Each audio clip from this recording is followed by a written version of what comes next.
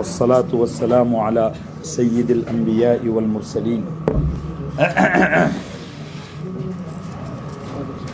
سيدنا وحبيبنا وقدوتنا محمد بن عبد الله وعلى آله وصحبه أجمعين أما بعد. قال تعالى في كتابه المجيد والفرقان الحميد: أعوذ بالله من الشيطان الرجيم بسم الله الرحمن الرحيم فهل ينظرون إلا الساعة أن تأتيهم بغتة فقد جاء أشراطها فأنى لهم إذا جاءتهم ذكراهم. وعن النبي صلى الله عليه وسلم قال: إن من أشراط الساعة أن يتدافع أهل المسجد لا يجدون إماما يصلي بهم. رواه أبو داود. صدق الله العظيم وصدق رسوله النبي الكريم. حاضرین گرامی قدر، ہماری علامات قیامت کا جو بیان کا جو سلسلہ شروع ہے، اس میں تقریباً 39 علامتیں یعنی 39 علامتیں بیان کی جا چکی ہیں. آج 40ویں علامت کو پیش کیا جائے گا انشاءاللہ، اور وہ یہ ہے کہ نبی کریم صلی اللہ علیہ وسلم نے فرمایا قیامت کے قریب مسجدوں میں امامت کے واسطے لوگ کوئی امام نہیں پائیں گے،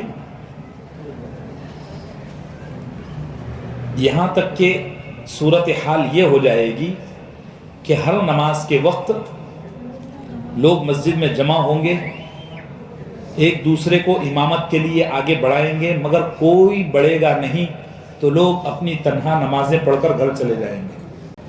یہ کیسے ہوگا یہ ہماری سمجھ سے باہر ہے. فی الحال تو ابھی ایسا کہیں سننے میں نہیں ملتا. کوئی ایک آدھ گاؤں کھیڑا ہوگا جہاں بہت جہالت ہوگی تو وہاں ہو سکتا ہے ایسا ہو جائے، مگر ابھی فی الحال ایسا کہیں نظر نہیں آتا. آپ نے کہیں سنا ہے ایسا؟ لیکن نبی کا فرمان ہے تو برحق ہے، اور یہ ہونا کیا ہے؟ یقینی ہے. ایک خطرے کی گھنٹی یہاں یہ ہے کہ یہ جو کہا گیا ہے حدیث میں، نبی کا فرمان ہے کہ لوگ امامت کے واسطے امام نہیں پائیں گے، یہاں تک کہ اپنی تنہا نمازیں لوگ پڑھیں گے اور گھر پہ چلے جائیں گے. ابھی یہ مزاج بن رہا ہے. دیکھیے،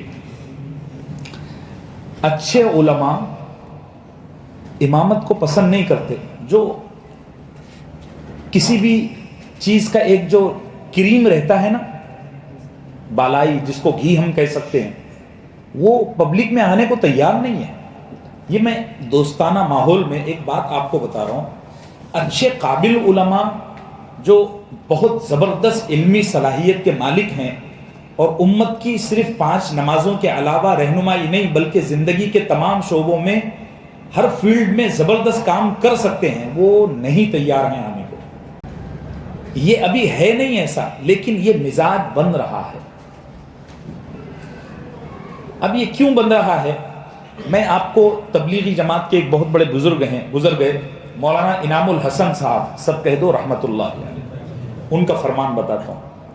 وہ فرماتے ہیں کہ امام جو ہے نا، امام ٹریکٹر کا ڈرائیور ہے. کیسا ہے؟ ٹریکٹر کا ڈرائیور. ٹریکٹر پر آپ میں سے کون کون بیٹھا ہے؟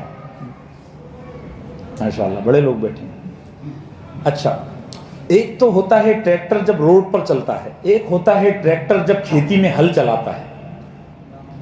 میں چونکہ کسان فیملی سے آتا ہوں تو میں نے ٹریکٹر کے جھٹکے دیکھے ہیں جب وہ ہل چلاتا ہے نا اس وقت. یعنی 40 کے بعد کا آدمی تو ٹریکٹر پر نہ ہی بیٹھے تو بہتر ہے، کیونکہ اس کے گردے ہیں نا یہاں آ جائیں گے اور ہارٹ گھٹنوں میں چلا جائے گا اور بھیجا پنجوں میں چلا جائے گا. جو وہ جھٹکے دیتا ہے اب مجھے بھی بیٹھے ہوئے 20-22 سال گزر گئے، میں بھی اب تک بیٹھا نہیں، اب کئی سالوں سے بیٹھا نہیں، مگر مجھے جو یاد ہے وہ یہ ہے کہ ٹریکٹر جھٹکے بڑے بھیانک دیتا ہے کھیت میں جب ہل چلاتا ہے اس وقت۔ مولانا انعام الحسن صاحب رحمۃ اللہ علیہ نے جو فرمایا کہ امام مسجد ٹریکٹر کا ڈرائیور ہوتا ہے، وہ فرمایا کرتے تھے کہ سب سے زیادہ جھٹکے اس زمانے میں امام مسجد کو امت دیتی ہے، اور آپ نے یہ بات دیکھی ہوگی سب سے کم تنخواہ ٹریکٹر کے ڈرائیور کی ہے، سب سے کم۔ دنیا کی سب سے آن اسپاٹ جو ڈیوٹی ہے، سب سے زیادہ جو جس کی ٹائم لائن مضبوط ہے، جس کی پنچولیٹی بہت زبردست ہے، وہ امامت ہے۔ دنیا کی کوئی ایئر لائن ایسی آپ کو نہیں ملے گی جو 1 منٹ آگے اور پیچھے اڑان بھرتی ہو، جی۔ لیکن ائمہ مساجد الحمدللہ اب تو یہ گھڑیاں آ گئی ہے تو انہوں نے ناک میں دم کر دیا ہے، پہلے وہ گھڑی خاموش رہتی تھی، اب یہ گھڑی آ گئی، بیپ بجا کہ سارے مصلی۔ تربیت نہیں ہوئی نا، کوئی بولنے والا ہی نہیں۔ میں لوگوں کی عادت توڑتا ہوں، لیکن میں یہ گھڑی پر پابندی نہیں کرتا۔ میں نے جہاں امامتیں کیا ان سے پوچھ لینا، صاف بات ہے۔ 10 منٹ لیٹ میں نے جماعتیں لیٹ کروائی ہیں، کتنے منٹ؟ 10 منٹ، حالانکہ بیٹھا ہوں پیچھے، حالانکہ بیٹھا ہوں۔ صحیح بخاری میں حدیث ہے، آداب سیکھو ذرا، اب بہت غفلت ہو گئی۔ صحیح بخاری میں حدیث ہے، نبی کریم صلی اللہ علیہ وسلم جماعت کھڑے ہونے سے پہلے کبھی مسجد میں نہیں آتے تھے۔ حضرت بلال اذان دیتے تھے، صحابہ جمع ہو جاتے تھے، پھر حضرت سیدنا بلال نبی کے حجروں میں تشریف لے جاتے اور فرماتے یا رسول اللہ اب آپ چلیے امامت کے لیے۔ یہ باتیں ذرا سمجھو۔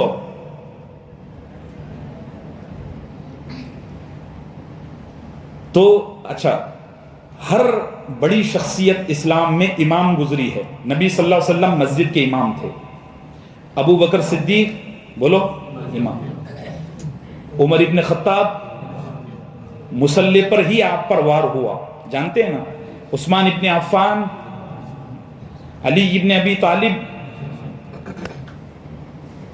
رضوان اللہ عنہم اجمعین، یہ سب مسجدوں کے امام تھے۔ میں یہ واقعہ آپ کو اس لیے بتا رہا ہوں کہ اچھے جو علماء ہیں، قابل علماء، وہ اب امامت کو پسند نہیں کر رہے، کیونکہ یہ ٹریکٹر کی ڈرائیوری ہو گئی، 1 سیکنڈ کی تاخیر نہیں۔ ہاں، پھر امام کو فرشتے جیسا رہنا پڑتا ہے۔ امام کو کیسا رہنا پڑتا ہے؟ فرشتے جیسا۔ وہ بیچارہ نا ہوا بھی نہیں خارج کر سکتا اپنے، ارے امام صاحب ایسا کر دیے بھائی۔ نماز پڑھانا بہت مشکل کام ہے، بہت مشکل کام ہے۔ لوگ کیا کہتے ہیں، ارے بھائی یہ نماز پڑھانے کے پیسے لے رہے ہیں تو پڑھ بھی تو رہے ہیں نا۔ ارے بھائی پڑھانے میں اور پڑھنے میں بہت بڑا فرق ہے۔ جس بس میں بیٹھ کر تم جاتے ہو، کیا تم اس بس کے ڈرائیور کو یہ دلیل دے سکتے ہو کہ تو بھی تو جا رہا ہے ہمارے ساتھ، تو تنخواہ کیوں لے رہا ہے؟ کیا حماقت ہے، کیا ظلم ہے۔ اللہ ہم کو ہدایت عطا فرمائے، آپس میں ہمارے دل نرم کرے۔ یار دعا کرو، یہ رمضان میں اب آخری عشرہ شروع ہو رہا ہے، اللہ سے دعا کرو اللہ ہمارے دلوں کو نرم کر دے۔ یہ جو میل کچیل، گندگی، بغض، عداوت اور ایک دوسرے کی برائی چاہنا، یہ جو مزاج بن گیا ہے نا، اللہ اس کو ختم کرے۔ یہ کچھ عجیب پتھر جیسا نہیں چمٹ گیا یہاں پہ، ایسا لگتا نہیں کہ رحم آتا ہی نہیں ہم کو کسی پر۔ یہ نبی کا فرمان ہے، میں نے آپ کو سنا دیا۔ بعض علماء نے فرمایا کہ امام اس واسطے لوگوں کو نہیں ملیں گے کہ لوگوں میں خشیت اور خوف بہت زیادہ سوار ہو جائے گا۔ اس کا کیا مطلب ہے؟ دیکھیے، ہم سب حنفی ہیں نا الحمدللہ۔ امام ابو حنیفہ حالانکہ بہت بڑے عالم تھے، بہت بڑی ہستی تھی، مگر امام ابو حنیفہ نے کبھی نماز نہیں پڑھائی، امامت نہیں کی۔ ان سے لوگوں نے پوچھا کہ حضرت آپ کے پیچھے نماز پڑھنا ہم چاہتے ہیں، آپ نماز کیوں نہیں پڑھاتے؟ ان نے پہلے تو کئی سال چھپائے، پھر بعد میں فرمایا کہ اصل میں مجھ پر ایسا خوف اور خشیت اللہ کی غالب ہے کہ میں اتنے لوگوں کا بوجھ کندھے پر اٹھانے کو تیار۔ اس بات کو بعض محدثین نے لکھا ہے کہ اصل میں ایک دور آئے گا کہ لوگوں پر اللہ کا خوف، اللہ کی خشیت اتنی غالب ہو جائے گی کہ علماء رہیں گے، سب کچھ رہے گا، لیکن خوف اور خشیت کی وجہ سے لوگ امامت پر آگے نہیں بڑھیں گے۔ ایک یہ بھی مطلب ہے۔ بہرحال چلیے 41ویں علامت 41 وہ یہ ہے کہ نبی کریم صلی اللہ علیہ وسلم نے فرمایا آخری زمانے میں لوگ چرب زبانی اور لچھے دار تقریروں کے ذریعے پیسہ کمائیں گے۔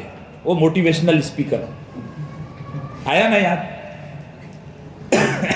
15,000 روپے تنخواہ اس کی، وہ ٹکٹ اس کی، ایک آدمی کی ٹکٹ، اور پھر بھی ہال بھرا ہوا ہے۔ اور یہاں دیکھ لو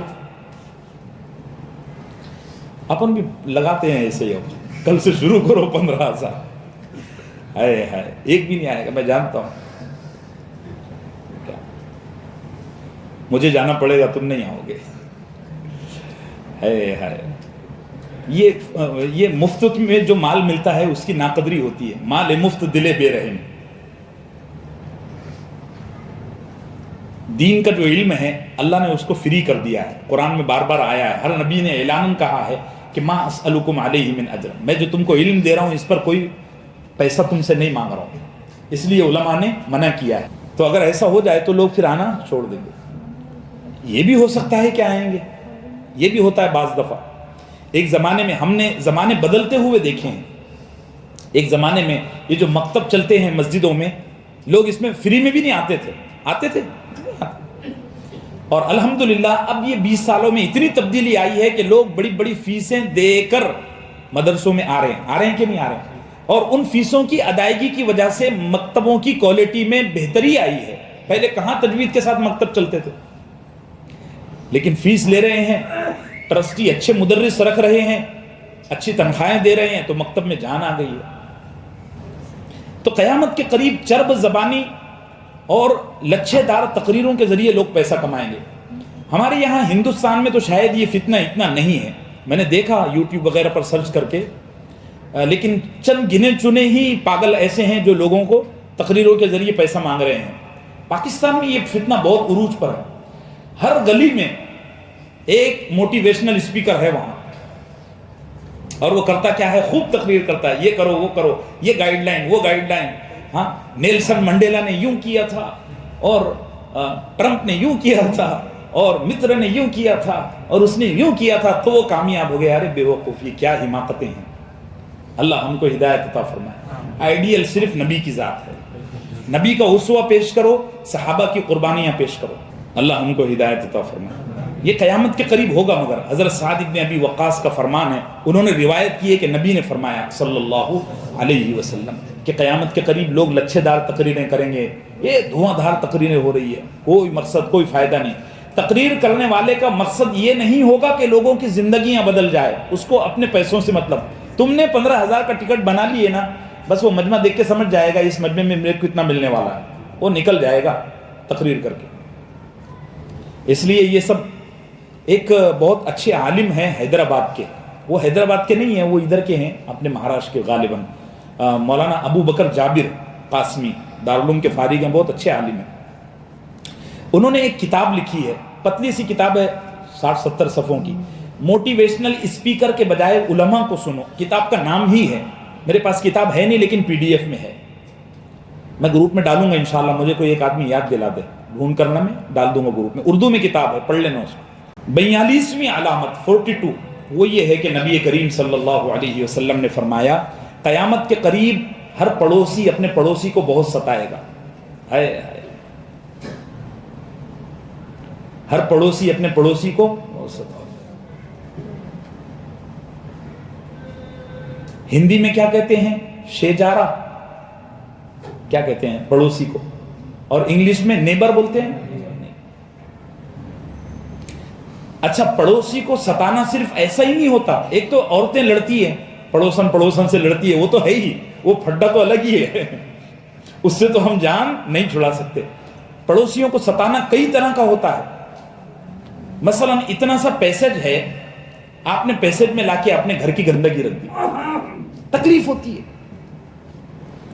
اب آپ کا ایسا اثر اور ایسا رباب ہے کہ بیچارہ کمزور آدمی آپ کو منہ نہیں لگانا چاہتا. اس کو بولو کہ یہ کیا گندگی ہے تو وہ کیا کہتا ہے, جان دو اب کیا کریں گے. وہ ایک حدیث ہے کہ نبی کریم صلی اللہ علیہ وسلم نے فرمایا, جو آدمی کسی کا راستہ تنگ کرے اس کا جہاد بھی مقبول نہیں ہے. اللہ, اب اتنا سا پیسے ہے, اس میں آپ نے جوتے چپل کا باکس لا کے رکھ دیا, اس میں آپ نے اپنی بڑی سی ڈسٹ بن لا کے رکھ دی. اور وہ بامبے کا ایک بڑا مشہور جملہ ہے, بھائی یہ دروازہ آگے بڑھا لیتے ہیں, یہ اتنا ایریا بڑھ جائے گا بھائی. نبی کا فرمان ہے, لن یملا افاہ الا التراب, ابن آدم کی ہوس ختم نہیں ہونے والی, ایریا بڑھ جائے گا, انکم بڑھ جائے گی, بس یہی چلتا ہے. وہ بلڈر بیچارہ پیچھے سے ایک ڈگ دیتا ہے, سامنے سے بالکنی دیتا ہے, سامنے سے ایک چھوٹا سا اسپیس دیتا ہے تاکہ سب کو ہوا آئے, سب کے لیے راحت اور آرامی کا ذریعہ بنے. وہ وہاں پر جو ہے نا بس ایریا بڑھ جائے گا, ایریا بڑھ جائے گا, ایریا بڑھ جائے گا. نبی کریم صلی اللہ علیہ وسلم نے فرمایا, ایک بالشت زمین اگر کسی نے کسی کی غبن کی تو قیامت کے دن اس کی گردن میں 70 زمینوں کا طوق پہنایا جائے گا. اللہ, طوق لہ 70 ارضا, 70 زمینیں اس کے گردن میں ڈالی جائے گی. کیا بوجھ اٹھانا پڑے گا, کتنا ایریا بڑھ جائے گا. ہائے ہائے. پڑوسی کو تکلیف پہنچانے میں بلڈنگ کا مینٹیننس نہ دینا بھی ہے, یاد رکھو. سب لوگ دیتے ہیں, آپ اپنی دادا گیری اور بد اخلاقی کی وجہ سے مینٹیننس نہیں دیتے. اب وہ نل کی لائن کٹ رہی ہے, بیچارے صفائی والے نہیں آ رہے, ان کو سیلری جگہ پر نہیں ہو رہی, واچ مین گتیاں مار رہا ہے. یہ ساری جو بد اخلاقیاں ہیں, بد انتظامیاں ہیں, یہ سب اس حدیث میں داخل ہے کہ سوء المجاورہ. نبی صلی اللہ علیہ وسلم نے فرمایا, قیامت کے قریب پڑوسی دوسرے پڑوسی کو تکلیف پہنچائے گا. اچھا, یہ تو میں گھروں کی بات کہہ رہا ہوں, دکانیں اور کھیتیوں کا تو بہت برا حال ہے. اچھے پڑوسی بن کر رہو. نبی صلی اللہ علیہ وسلم کا فرمان ہے, میرے پاس جبرائیل آتے گئے اور پڑوسی کے بارے میں بولتے گئے. ایک دن مجھے خوف ہوا کہ کہیں جبرائیل مجھے یہ نہ کہہ دیں کہ پڑوسی کو میراث میں بھی حصہ ہے. ہائے ہائے, اب تو بہنوں کو نہیں ملتا, بھائیوں کو نہیں ملتا. ما زال جبریل یوسینی حتی ظننت, ایسی کچھ روایت ہے بڑی طویل, او کما قال صلی اللہ علیہ وسلم, کہ آپ نے فرمایا مجھے پڑوسیوں کے فضائل جبریل سناتے گئے یہاں تک کہ مجھے یہ ڈر لگا کہ کہیں پڑوسی کو حصہ نہ مل جائے میراث میں. اللہ ہم کو اچھے پڑوسی بننے کی, رہنے کی توفیق عطا فرمائے. صاف صفائی کا خیال رکھا کرو بلڈنگوں میں. ایک کیبل آپ لیتے ہو, انٹرنیٹ کا ایک کنیکشن لیتے ہو, تو وائر کو اچھے سے گوٹ لگاؤ. وہ لٹکتے ہوئے وائر, لٹکتے ہوئے کیبل, یہ سب طریقہ نہیں ہے, سلیقہ نہیں ہے. بلڈنگوں میں جاتا ہوں مسلمانوں کی تو بڑی الجھن ہوتی ہے, بہت تکلیف ہوتی ہے. صاف صفائی کا خیال رکھو. اپنے گھر کے سامنے کا حصہ خود پوچھا لگاؤ, تو اپنے گھروں کے پیسے صاف رکھو. اپنی یہ جو سیڑھیاں ہیں ان کو صاف رکھو. اپنے بچوں کی ایسی تربیت کرو کہ وہ پڑوسیوں کے لیے درد سر نہ بنے. بچے کرتے ہیں, شرارت کرتے ہیں. اگر آپ کے پڑوس کا کوئی بچہ شرارت کر رہا ہے, اس کو برداشت کرو. بچے تو بچپنے کا حسن ہی شرارتی ہونا ہے, ہم اسی کو برداشت نہیں کر رہے. تو یہ نبی کا فرمان ہے کہ قیامت کے قریب پڑوسی پڑوسیوں سے بڑا برا سلوک کریں گے. چلیے, 42 علامتیں ہو گئی. 43ویں علامت یہ ہے کہ نبی کریم صلی اللہ علیہ وسلم نے فرمایا, تجارت کی بہت کثرت ہوگی, بزنس بہت پھیل جائے گا. اتنا بزنس پھیلے گا کہ گھر میں ایک مرد بزنس کرنے کے لیے کافی نہیں ہوگا تو وہ اپنی بیوی کو بھی بزنس میں شامل کر لے گا. یہ بہت ہو گیا ہے. ہمارے یہاں ہندوستان میں تو شاید نہ ہو, میں نے تو نہیں دیکھا, لیکن عرب ملکوں میں, یورپی ملکوں میں میاں بیوی بیٹی سب مل کر کما رہے ہیں. اور یہ چیز اپنے آپ میں بری نہیں ہے. کرو, بزنس کرو.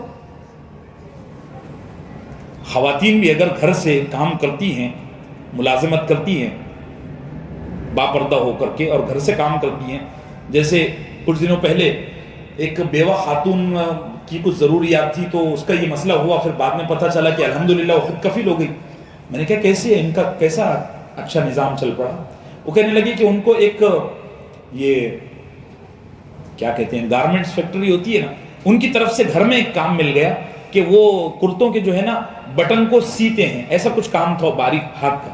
تو کہہ رہے تھے وہ گارمنٹس والوں نے ان کو ڈریس لا کر دے دی اور وہ ان کی بیٹیاں ان کے بیٹے دن بھر وہ کام کرتے ہیں، الحمدللہ ان کے گھر کے تمام اخراجات چل رہے ہیں، وہ خود کفیل ہو گئے. تو یہ چیزیں اپنے آپ میں بری نہیں ہیں، ان میں اس قدر اشتغال، اتنا زیادہ منہمک ہو جانا، اتنا زیادہ لگ جانا کہ جس کی وجہ سے اعمال میں غفلت پیدا ہو، سستی پیدا ہو. لگا ہے بزنس میں، نہ نماز کے لیے آتا ہے، نہ روزوں کی پرواہ ہے، نہ جمعے کی پرواہ ہے. تو اگر یہ صورتحال ہو رہی ہے تو پھر یہ چیز آپ کے لیے کیا ہو گئی؟ فتنہ بن گئی. اللہ ہم سب کو اس سے محفوظ رکھے. چلیے.